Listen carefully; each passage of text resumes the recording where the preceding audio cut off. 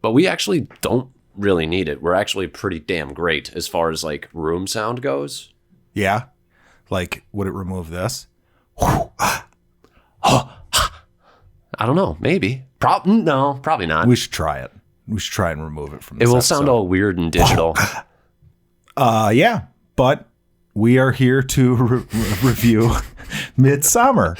It's one of our greatest intros of all time. You know, it's natural. It's a natural. Yeah. So Hereditary has been our most listened to episode. Mm-hmm. So we figured this is the follow-up to Hereditary. It's the sophomore slump. Yeah. Oh, I don't agree. But anyways. I'm home with the movies. I'm Jackson. And welcome to our Midsommar review.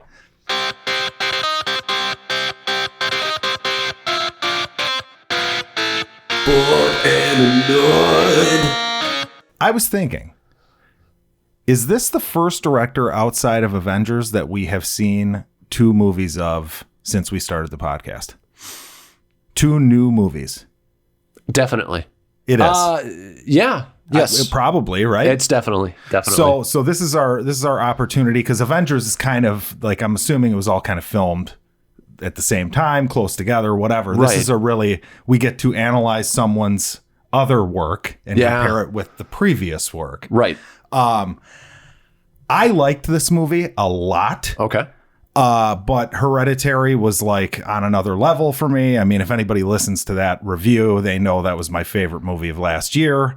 This will not be my favorite movie of this year, but I think it has a good chance of being in my top 10 movies. Okay. He's clearly, Ari Aster is clearly a master of visuals and creating anxiety, I would say. This one, I think a lot of the anxiety comes from how slow it gets for a while. Mm-hmm. But one thing I will say is that this movie is gruesome. And what I like about this guy is there's a lot of like gory movies out there that are like, I feel like they're gory for gory's sake. You know, like it doesn't really add to it. I fully agree. And in this movie for sure. Oh, I disagree 100%. I think that it is. There were times where I was like, you're just going for gross out. Yeah, I don't agree. You don't? 100% disagree. I think that without the gruesomeness being shown, you can't be in that anxious place that the characters are in. It's not like tasteless gore to me. He doesn't need gore, which I think he proved in the last movie that he made. I don't know. The child's head was pretty gory. Yeah, but a mom slicing her own head off. I mean, the fear in those movies isn't based on gore, and you know. I would argue, I don't find his movies scary. Yeah, well, I can tell you right now that the girlfriend was anxious and like nervous. It's more of a suspense, but even then, I feel like, and this has been my problem, I was not in love with this movie. Okay. I thought it was fine. I'm gonna give it, I think I gave Hereditary like a C or C+. I'm going to give it about the same grade. It's like a C. Okay. You have bad taste in horror. Camera work is fine. It's not scary to me. It's a little suspenseful, but I'd say my whole problem has been when I see an Ari Aster trailer, I now know exactly what the movie is going to be because it didn't expound on anything. Like, it wasn't really complex. It wasn't like, oh, it's not what you're thinking. There's no real twists because you just sort of, based on the trailer, you know it's just a fucked up cult. It certainly wasn't. It didn't have nearly as much to say as his last movie did. That's for sure. Yeah. But as far as like a metaphor for like relationships going down the shitter, I thought it was pretty fucking impressive. I mean, there were things. I mean, it's not like I wasn't emotionally engaged in this movie. I'd say the boyfriend was just an atrocious boyfriend. I think he got a little. I don't know. I didn't think he was that deal, bad. But at the same time, he's tremendously unattentive. He's not interested. The way that, I mean, there are warning signs right from the get-go when she's talking about her sister and what's going on with her family at the beginning of the movie. There are warning signs with the way he dismisses a lot of what she's going through. Okay, but see, to me, that was like he's probably heard this fucking song and dance a million fucking times. Right. He wants out of the relationship. My whole point was that he went and said that this one seemed different. Okay. And then now that he's stoned and he's having fun with his friends, it's I don't want to deal with this, so it's probably fine because this is an inconvenience for me. Sure. That's the problem, is that he was always putting his own needs before her own. Yeah, well, always. And he should have just ended the relationship in the first place. Yes. Yeah. But this is where I'm like, okay, this guy is like talking real shit now, because I'm watching this and I've kind of been on both sides of the relationship that they're in. It's not unrealistic. Right. Exactly. So yeah, I thought that was good. The fucking, there's a scene in this that is gruesome as fuck, and I thought it was amazing. We'll wait for spoilers to get into that. But overall, I would see, I walked out like B+ just because I was on a scale with Hereditary, which I gave an A. Right. But I don't know, man. The more I think about it, the more I liked it. I want to see it again. There's a lot more in this that's like background shit that you can kind of watch out for, I would imagine, on a second viewing. I would say one of my other issues is that Ari Aster he's obsessed with creating an ambiance, a tone, yes, and maintaining, and through that he uses long takes, long periods of silence, slow camera movements. He's basically the antithesis of the jump scare director. What? Excuse me? He's the antithesis. Oh, the opposite. Yeah. Oh, got it. Duh. And so he's not that in any way. And sometimes it works. But when you have a movie that's this long, it feels a little self-indulgent. He knows his movies are too long. That's one thing he said in that interview with Jordan Peele, is like, I know my movies are too long. Apparently there's going to be like a 3.5-4 hour long cut of this. I can't imagine it being necessary. Yeah. There are certain things that are set up that are never really paid off in this either, and I think that that's to its detriment. Well, we should definitely talk about that in spoilers, because I'd be interested to hear what you mean by that. Okay. I think Florence Pugh is a revelation in this. She's great. Apparently, he's the best director of women in horror.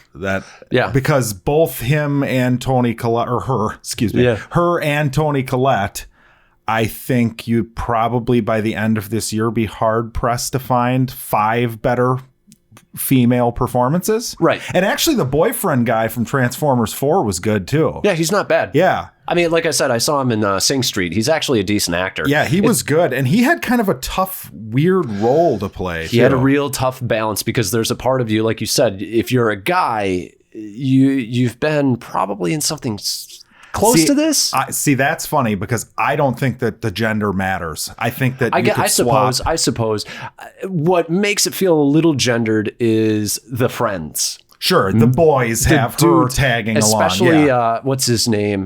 Dude from Will Poulter? Will Poulter. He's like, everybody, I think every guy has that friend where you're like, you're not really smart, like you're fun to hang out with, but you're just horrible at advice. Just a douche. And of course he vapes. Yes. Yeah, the douche always vapes. Yeah. Yeah, like the douche on this podcast vapes. +2 for douche points. But yeah, I leaned over during the movie. I'm like, of course he vapes. Well, of course, when I first met him, I'm like, that's my favorite character. He was he was a dick right from the jump, Yeah, right. He was the dick. Yeah. He was the dickhead character. Yeah. Right. I don't know. I'd say metaphorically there might be some interesting things, but there's also some very I'd say tropey things as far as like this kind of idea. Oh, of there's like tons of, it's a lot of recycled, pagan, pagan rituals, like, the othering of another culture. Look at cults, it's got, sure. If that's what you're looking for in this movie, then it's got it in spades. Yeah. I liked this better than I liked this better than the original fucking Wicker Man. I liked this better than that Netflix movie, which I liked quite a bit. Yeah. I forget the name of it. Fuck, with Chris Stevens or whatever the fuck his name is. Yeah, you know which one I'm talking about. I know what you're talking about. But yeah, it reminds me of those. Yep. Yeah. But I'll tell you this.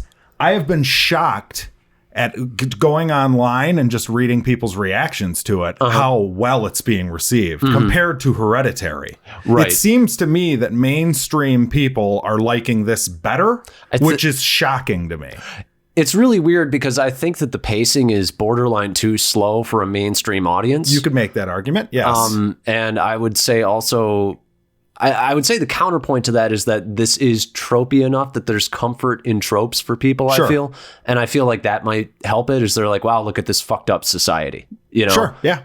I do want to say this, and then we can get into spoilers. Sure. The last half hour to 40 minutes of this movie is, to me, what it's all about. It is masterful. I was fucking enthralled by what was happening. I had a look of confusion on my face the whole time because there's an event that takes place. And from there until the credits roll, I want to say, it's just, what the fuck? Like, someone's getting led here and doing this and all this fucked up shit is happening. And I think he nailed the climax of the movie. I do believe you could cut a half hour out of this movie. Yeah. But I wouldn't touch the ending. A lot of it is you kind of like, there's a certain point where you're like, I get it. They're fucked. I didn't feel that way because it was fun to watch how they're going to get fucked, you know? Like, I knew it was going to be an awful ending, awful in the idea that this is not going to work out for these people. But I was just intrigued as hell as to where it was going. Both of the main characters, I would say, had a lot to do at the end, which I appreciated. Twisted shit starts happening. I will also say that this was the best on-screen representation of psychedelic drugs that I have ever seen in a movie. Nothing has ever come close to this that I have seen. I would agree. I would agree with that, both visually and the psychological states that people are in during. Yeah, I mean, the way shit looked was like, whoa. Because that's always like cartoony bullshit. You know what I'm saying? Like, you know. Yep. But yeah, it looked, I mean, you almost were just like anxious, just like knowing, just putting yourself in their headspace, like, ooh. Yeah. Does not look fun. It does take a bit to get going. Yes, but I would agree. We can get into spoilers, I think. Spoilers, yeah. I would say I completely disagree. Chris Stuckman had an issue with the beginning of the movie. Okay. I feel like it actually does have something to do with the rest of the movie. I didn't know what he was talking about. Like, to me, that's just like, it's putting in place that overbearing thing that's just hovering over the entire movie. And it comes up a few times, too. Well, the couple killing themselves jumping off of that cliff is a direct correlation to her parents dying. I mean, I don't understand how misses... The sister dying and killing her parents. Yes, yeah. But I mean, you know, it brings all that up. Right. And without that context, you don't understand why she's freaking out. So it's a very important beginning. Well, and you have like the people that choose to kill themselves as part of the ritual. You have the friend who's like talking to her. My parents died too. Like, there's a bunch of moments in the movie that are just too much for her because of that happening, where she like can't handle it and runs off or whatever. Yeah, I don't know what he was talking about. He did make some decent points though. Right. I mean, it's not perfect. It is overly long as far as like the, what do they call it? The instigating incident or whatever. The first, you know, the thing that breaks you into Act 2. It takes a long time to get there. Because I would argue, I think that's probably the family or the people killing themselves on the rock. That's when everything changes. Yeah, and that scene was nuts. Yeah. Holy shit. Well, I mean, we talk about the gore. Ooh. I like the fact that they showed probably a very realistic depiction of what's going to happen to your skull if you do that. I mean, I liked that. But when he like does stuff like he shows the bodies again, and he like makes sure that it's a close up, it's like, I already saw this. Ooh. And I wasn't even disgusted because like once he does that, it's already established how unsettling this movie's going to be. So I no longer get a shock or like unease. I'm just kind of like, okay, well, this is where we're at now. See, that just like makes me happy to see the bodies again. Maybe I'm just a sick fuck, but The other thing that you just brought up that's interesting is like his gore is done in a way where it's like, it's more shocking than it is gross. Does that make sense? Because like the shit happens and it's like, holy shit. I don't know. Whereas I feel like usually gore is done in a way where it's like, okay, somebody's going to get chainsawed or, you know, but it was like pretty shocking and gross though. Right. Well, of course. But I'm saying like it's shocking first because like the guy, you know, he's going to jump off the thing. But like every other fucking movie would like find some way to cut away. Or, it doesn't. It really, it holds. And then the guy doesn't succeed and they walk up to him with like this hammer and all four of these people line up and just, he's dead, guys. Yeah, it's fucked. Yeah, I can't say enough about Florence Pugh in this. Though. Oh, she was good. She was a revelation. Yes. She was fantastic. She's been great in both the movies this year that I've seen her in. She was great. Fighting with My Family? Yeah, she was great. I mean, this was on another level. There's a scene in this where she's like crying and like they all start crying with her in unison at the end. And it is just, just that whole sequence was fucked. There's interesting things that it's saying about family and community, you know, like the idea, like you're not really part of a family if the people aren't there suffering with you. Right. You know, if they're just there to console you versus feel what you're feeling, that's kind of an interesting idea. It's also, I felt like for her, because at the end she has to make a choice as to who dies, her ex-boyfriend or some volunteer from the village. And I feel like the fact that she chose him, it feels like there's a refusal of like, because there's grief is also another element in this. Yes. Just like Hereditary. And I feel like by choosing him, it's almost like she's not getting over the grief of her relationship ending. Like she could have like, there's a certain thing that's freeing about letting things go after it's over. Right. And she chooses to be like, no, you're going to pay. But that's how people feel when a relationship just ended. You know what I mean? I get it. Yeah, that was pretty good. But I'm not sure if it helps I'm not sure if it helps the message. I don't think that the idea is supposed to be that like, oh, she's happy and free at the end. It's like these people are like, she's just entering another sick. They are a cult. I mean, they're fucking full of shit too. They take away free choice. Right. Well, and they're even like, they're full of shit too. They're giving people that, I forget what it was, but like it's supposed to ease the pain and the fear of burning to death. And then as soon as the guy starts on fire, he's fucking screaming, you know? Yep. Yeah. So yeah, it's all garbage. I mean, I like the movie too, because like, it's got one of those like, yeah, look, I know we need to respect other people's cultures, but sometimes cultures can be fucked up. Right. You know, so... You know, I'm glad it wasn't.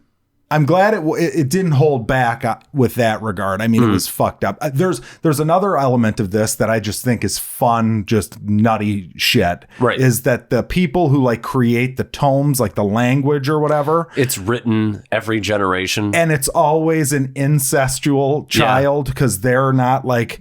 They're tapped straight into God or whatever it is. Yeah. Tell me that's not a heavy-handed message about religion. I mean, that's about as heavy-handed as you can get about religion. Good. I liked it.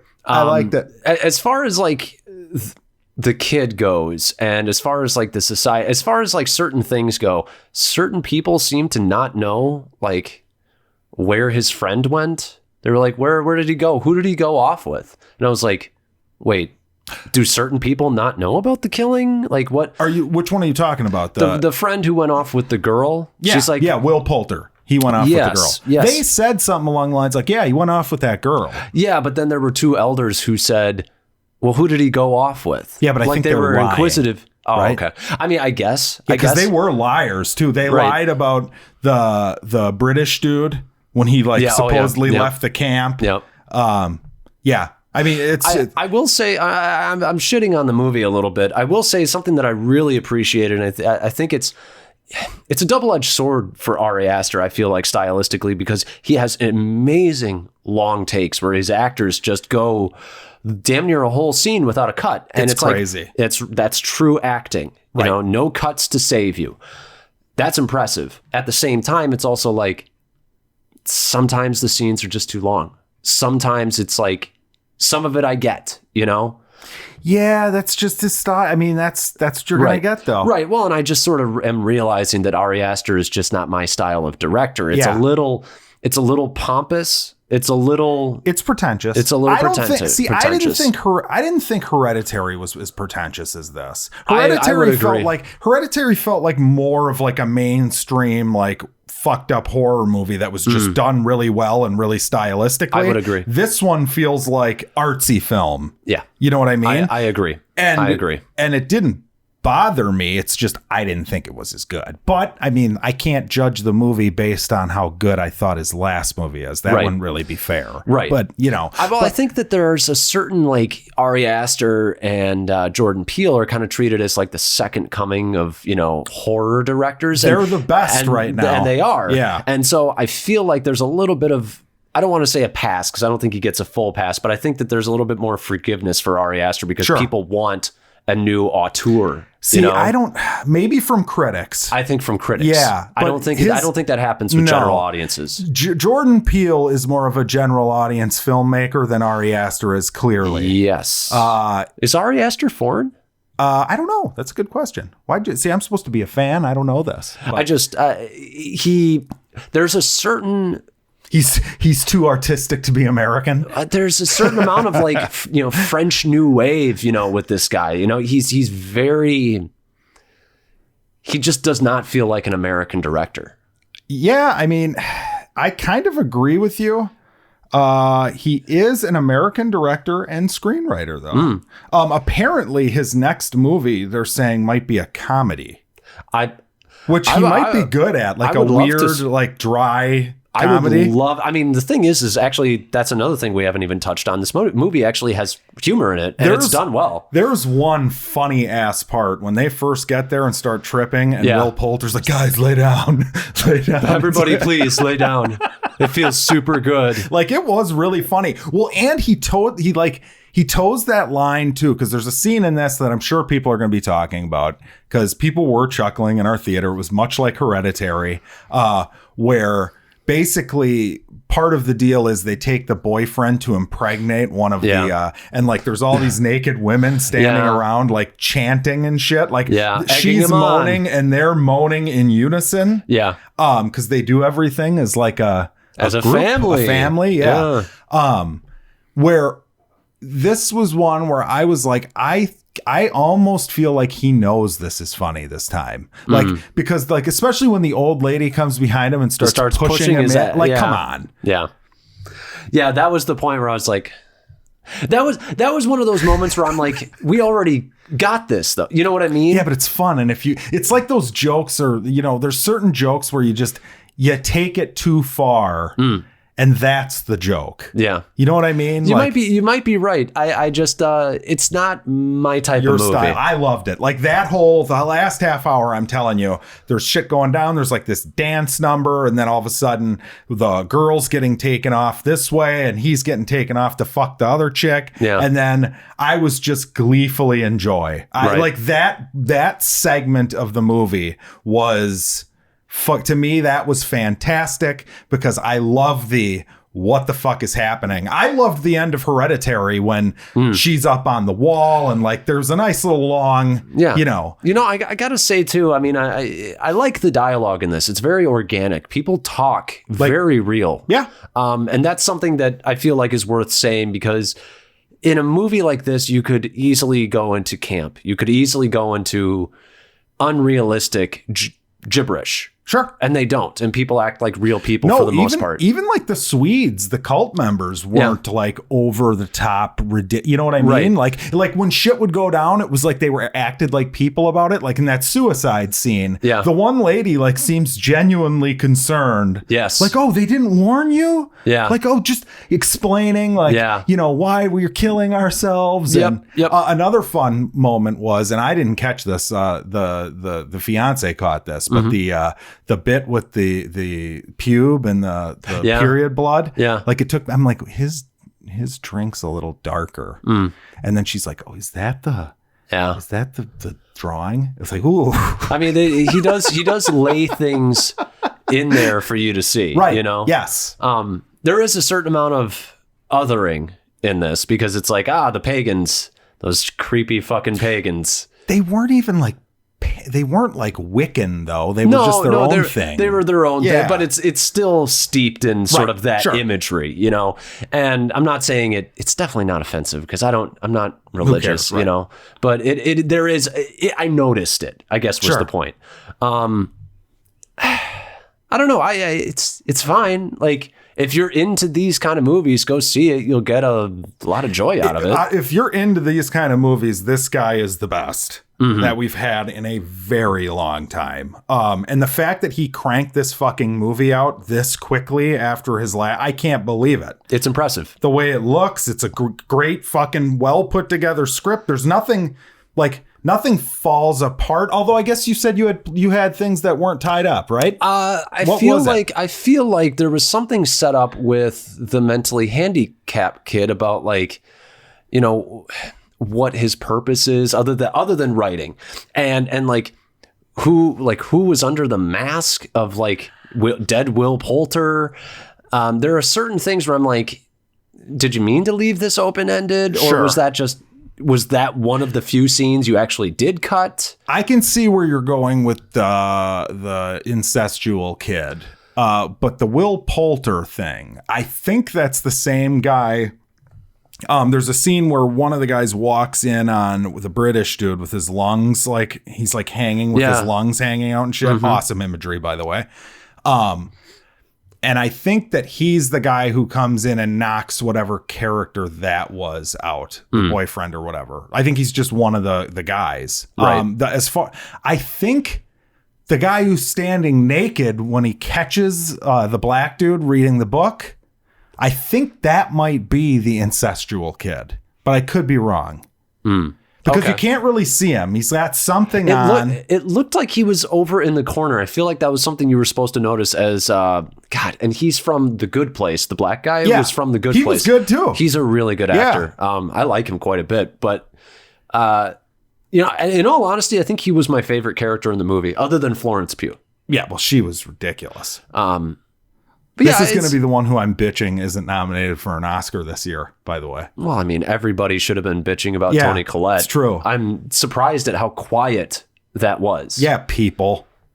I don't know. I mean, we didn't do our part. We didn't start a hashtag or anything. I mean, we bitched. I did hashtag it on Twitter once. Yeah. Okay. Actually. Well, I think on our Twitter. Okay. So Bored and Annoyed did their part. All right. But yeah.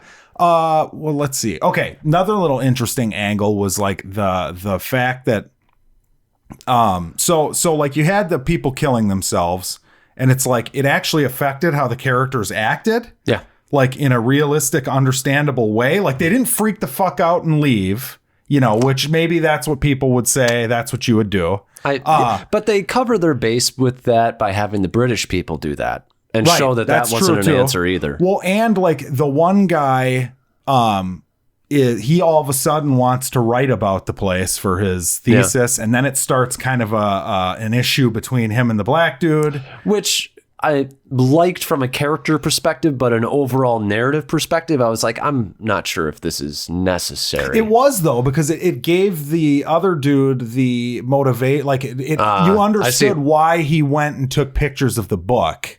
Because to him, it's like it put a little bit of a ticking clock on the situation a little bit. But I also feel like he borderline seemed like a guy that was probably going to do that anyways. But you're right. It gives it a sense of urgency. It gives it a new motivation. Right. Yes. Yes. I think that was I don't think it's necessary. Yeah, that's true. But I feel like I would have been far more likely to be like, why the fuck would he go in and do that? Like he knows these people are crazy in their own way, even if he like respects their, you know, cultural ways. But okay, I have a question for you. Okay. Is it actually every 90 years, or do they do it every year and they just lie about it? That was kind of a question I had. Because I was like, you said every 90 years, but then they're like, I feel like it's implied they do it every year. I think it is too. I think they do everything every year. Like, because The one friend says his parents burned to death. I'm assuming they did the sacrifice thing at the end. Yep. There's pictures of like the May, whatever they call the winner. The May Queen. Yeah. And there's like 50 pictures. Yeah. The camera wouldn't have been like invented. Yep. Yeah, there's a lot of clues. That's all you need. Right. So that's literally the only proof. So it's a lie. Yeah. So they're all just full of shit. Yeah. Wait, that's really how? I mean, unless I'm wrong and there's something I'm missing. Maybe some of it they do every year, some of it they do every 90 years, but I think they're just lying. I think. Well, I was starting to think, I was like, how do they... Because you could... Do they have two old people killed it? But no, they killed themselves because they were 72 and they're like, well, we might as well just... they're done. Yeah. And they count towards the total, so they would never like run out, I don't think. You know what I mean? Right.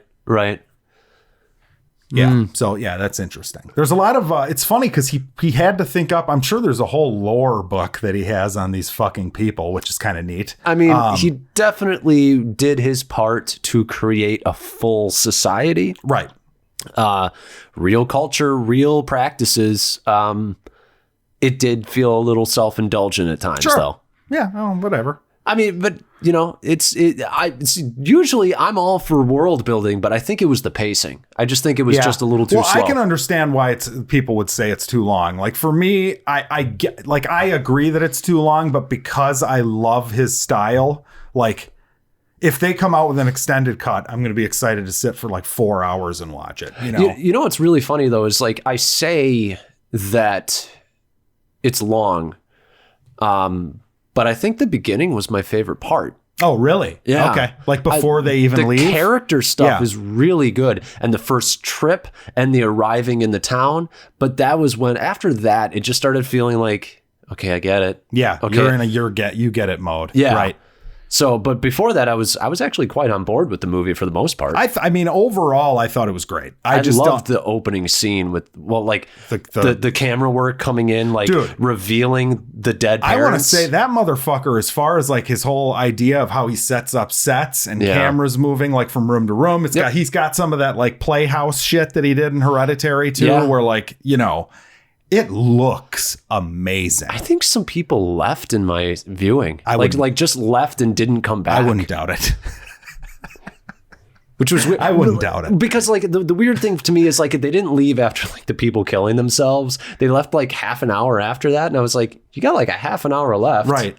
Just stick. Actually, the people probably kill themselves about an hour into the movie. Yeah, probably. So there's another. It's a long ass movie. I'm not going to deny it. For a horror movie, it's long. Yeah. I mean, well, I think given the amount of subject that he decided to do and what he had to say about it, it's too long. You're probably right. Unless you're like me and you're just enjoying this experience. You enjoy the ambiance for sure. Yeah. So for me, I mean, it's going to be one of my favorite movies of the year. Like I said, this one I don't think is a contender for the best of the year.